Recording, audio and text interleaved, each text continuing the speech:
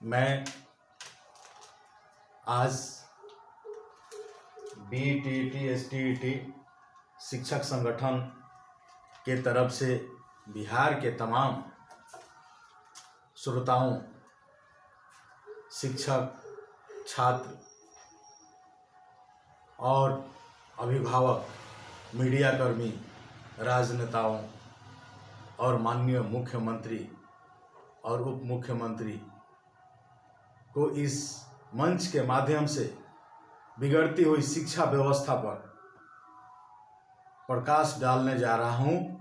और मैं माननीय मुख्यमंत्री और उप मुख्यमंत्री से निवेदन करूंगा कि अब बिहार की जो बिगड़ी हुई शिक्षा व्यवस्था है, बिहार जिसका अपना एक अलग इतिहास रहा है, यह भूमि है नालंदा और विक्रम विश्वविद्यालयों का, जहां वेनसांग और फहियान जैसे विदेशी छात्र आकर शिक्षा ग्रहण किया करते थे।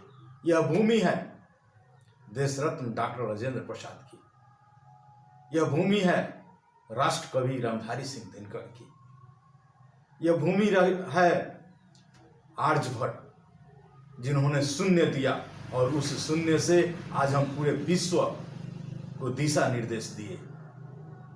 यह विद्यापति की भूमि है, यह भूमि है भोजपुरी के शेक्सपियर कहे जाने वाले भिखारी ठाकुर की। और ऐसे भूमि पर आज मैं यह साक्ष्य के साथ कह रहा हूं कि इंजीनियरिंग कॉलेज के छात्र, अब तो प्राइमरी की नहीं, इंजीनियरिंग कॉलेज के ये छात्र आप देखेंगे कि नकल से रोका तो MIT के 20 शिक्षकों को छपरा इंजीनियरिंग कॉलेज में बंधक बनाया। बंधक थाना प्रभारी से छात्र बोले कॉलेज आश्वासन दे कि चोरी करने से नहीं रोकेंगे। आज यह स्थिति बिहार में पैदा हो गई है कि प्राइमरी शिक्षक को छोड़ दीजिए, आपकी इंजीनियरिंग कॉलेज के छात्र शिक्षक को बंधक बनाते हैं और शिक्षकों से नकल करने के लिए मजबूर करते हैं और इस शर्त पर उन्हें रिहा करते हैं।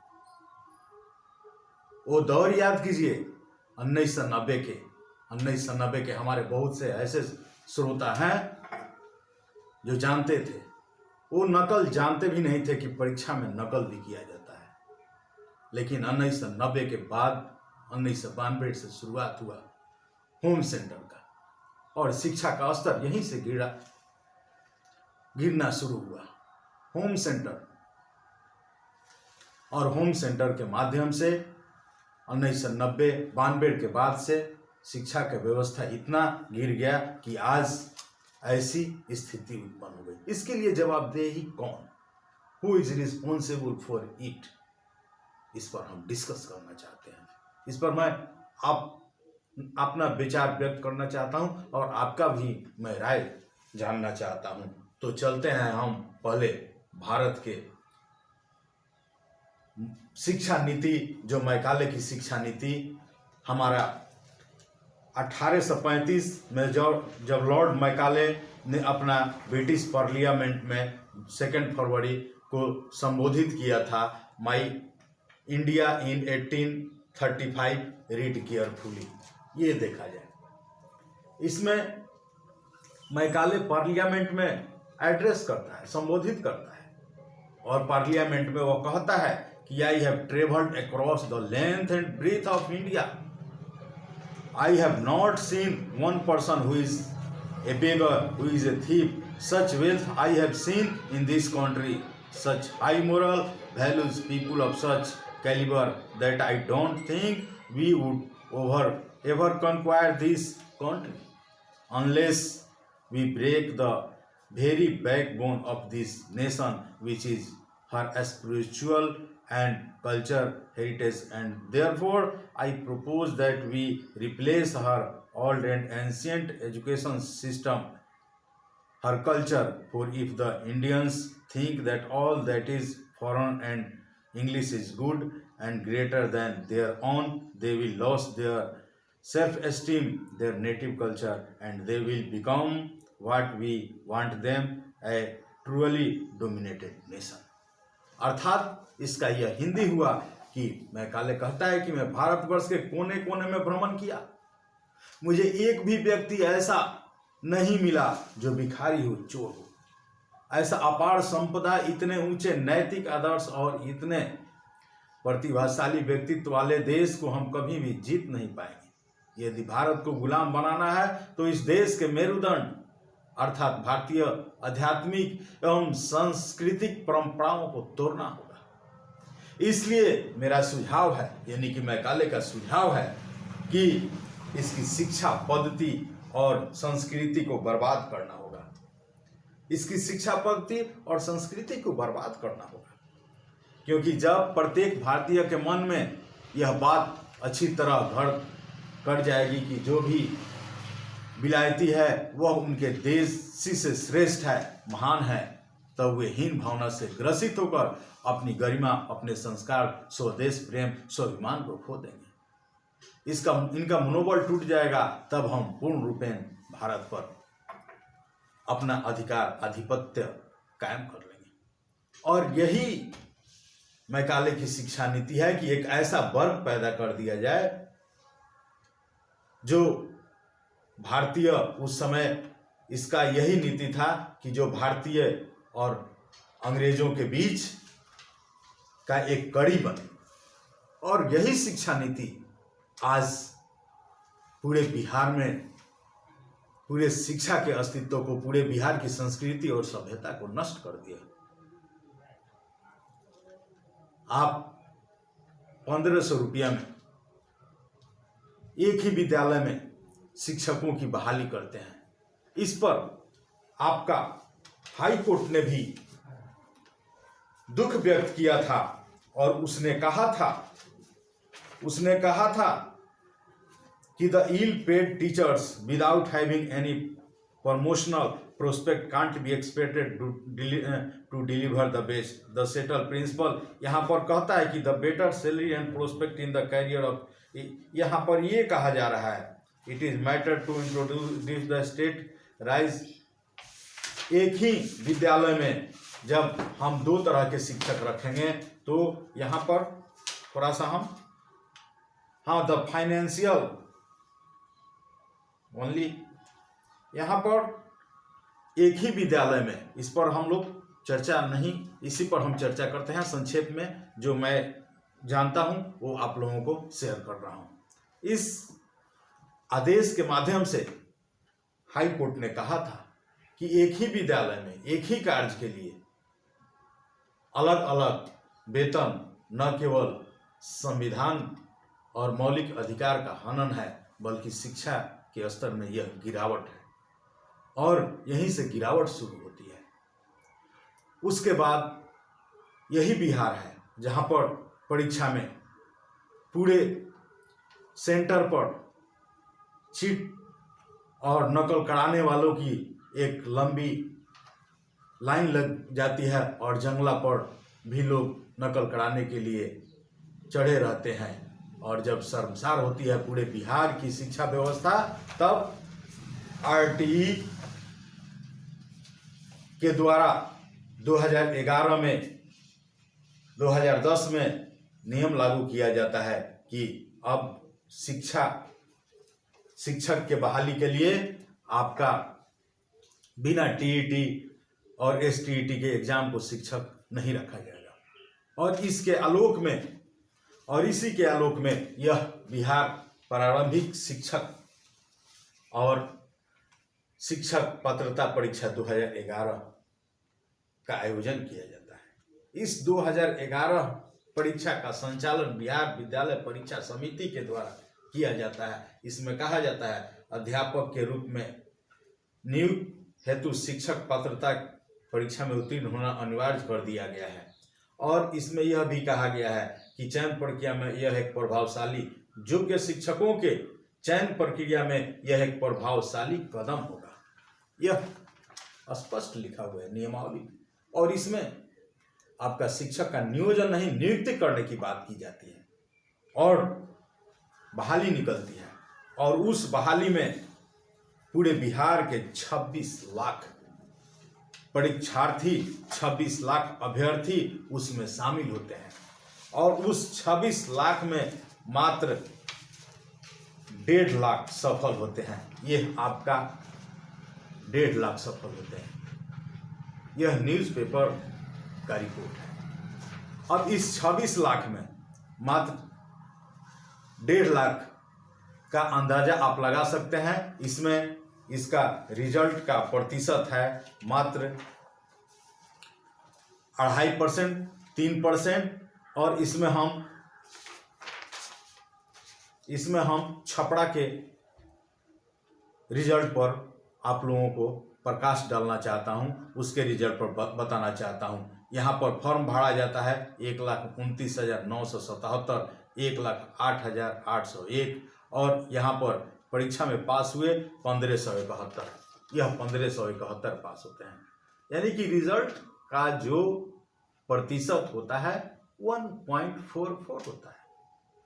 इसके बाद आप माननीय मुख्यमंत्री और माननीय शिक्षा मंत्री, माननीय उप मुख्यमंत्री, आप मंच से जनता के बीच कहते हैं कि हमारे शिक्षक योग्य नहीं है। यह जनता भी कहती है कि हमारे शिक्षक योग्य नहीं है।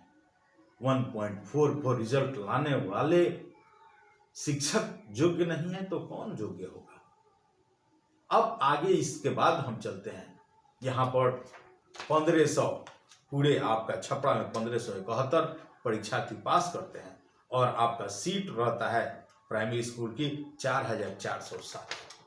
4,407।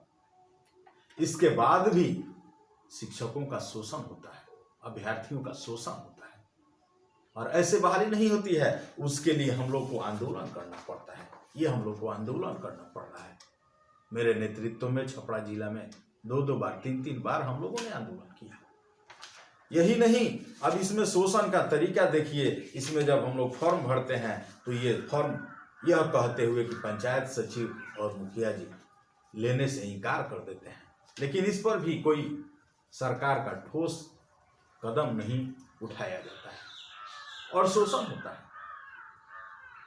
एक परीक्षार्थी 5 जगह अपना फॉर्म भरता है और वही परीक्षार्थी 5 जगह मेरिट में आता है। उसके बाद दूसरे नंबर से यह कहा जाता है कि आपके ऊपर पहला परीक्षार्थी है, इसलिए उसको मैनेज करना है, इसलिए आप पैसा का व्यवस्था कीजिए और 1.5 लाख 2-2.5 लाख तक रुपया लिया जाता है और तब दूसरे तीसरे नंबर के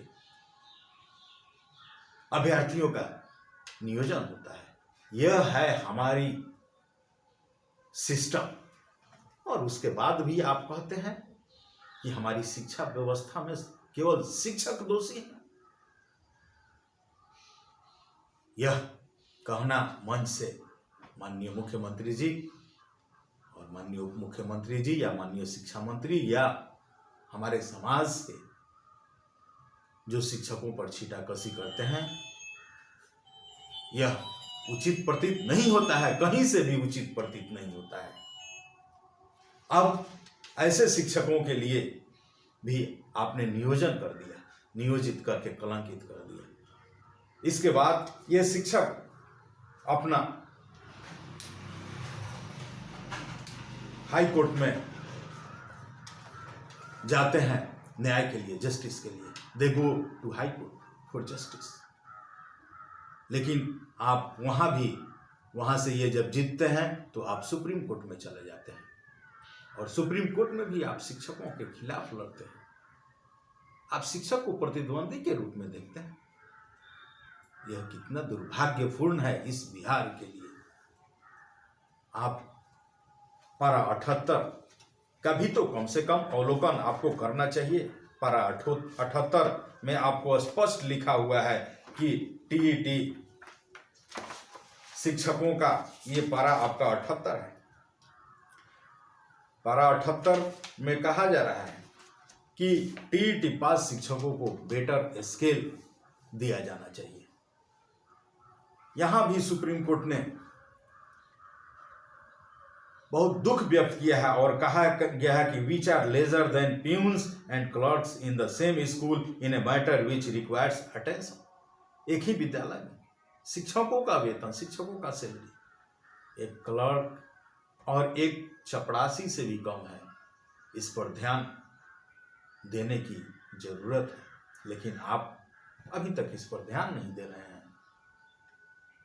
आप पुनः बीपीएससी के माध्यम से इन शिक्षकों का शोषण करवाने के लिए एक नए षड्यंत्र रच रहे हैं। आप ये हमको डाटा उपलब्ध कराइए या ये सार्वजनिक रूप से आप मंच से कहिए कि हमारा बीपीएससी भी फेल है, बीपीएससी में भी नकल हो रही है, बीपीएससी में भी क्वेश्चन आउट हो रहा है और उसका कीमत 1.5 लाख, 2 लाख, 2.5 लाख। अब आप सोचिए कि ऐसे शिक्षक जो बीपीएससी की परीक्षा में बैठेंगे, क्या उनका शोषण नहीं होगा? वे 5-10 लाख तक उन लोगों से डिमांड किया जाएगा और वे देंगे, क्योंकि वे जानते हैं कि हम सफल नहीं हो पाएंगे। आपने अभी प्रधानाध्यापक पद के लिए परीक्षा ली, उसमें भी आपने टीईटी शिक्षकों को वंचित कर दिया। तो आप लोग तो खुद नहीं चाहते हैं कि ये बिहार के ये गरीब कमजोर के बच्चे आगे आए, पढ़ें, क्योंकि वे जब पढ़ेंगे लिखेंगे तो वे यूनाइट नहीं होंगे। और आप लोगों को यूनाइट करने की जरूरत है। आप लोगों को अशिक्षित रखना पहला आपका कर्तव्य है। आपने मैकाले की शिक्षा नीति और मैकाले के राह पर ही आप लोग चल रहे हैं। इसलिए आप सभी तमाम मीडिया कर्मियों और बुद्धिजीवियों को इस मंच के माध्यम से बताना चाहता हूं कि इस पर आप लोग विचार कीजिए, चिंतन कीजिए। बिहार की गिरती हुई शिक्षा व्यवस्था को बचाने के लिए आप आगे आइए और समाज में शिक्षकों को सम्मान दिलवाइए और दीजिए। इसमें केवल शिक्षक ही नहीं बल्कि हर कोई परिवार के एक एक सदस्य प्रथम पाठशाला आपका घर होता है। लेकिन आज हम लोग कितना बिखरे हुए हैं, यह हमारे लिए दुर्भाग्य की बात है। तो आइए हम आज शपथ लेते हैं कि शिक्षा व्यवस्था और बिहार के माननीय मुख्यमंत्री जी का जो यह फरमान है, तुगलकी फरमान, और शिक्षा मंत्री का जो एजुकेशन के प्रति या उप मुख्यमंत्री का जो शिक्षा के प्रति नकारात्मक सोच है, उसमें बदलाव करें। और इसके लिए आप सभी अगर आगे आते हैं तो पुनः हम लोग बिहार की खोई हुई गरिमा को वापस लाएंगे। इसी के साथ मैं आप तमाम श्रोताओं को धन्यवाद देना चाहता हूं। आप इसे अधिक से अधिक शेयर कीजिए और माननीय मुख्यमंत्री तक पहुंचाइए ताकि वे सोचें, समझें और मीडिया कर्मी भी इस पर विचार करें। सभी को मैं पुनः एक बार धन्यवाद देता हूं कि आप लोग मेरा अभिव्यक्ति सुने। धन्यवाद।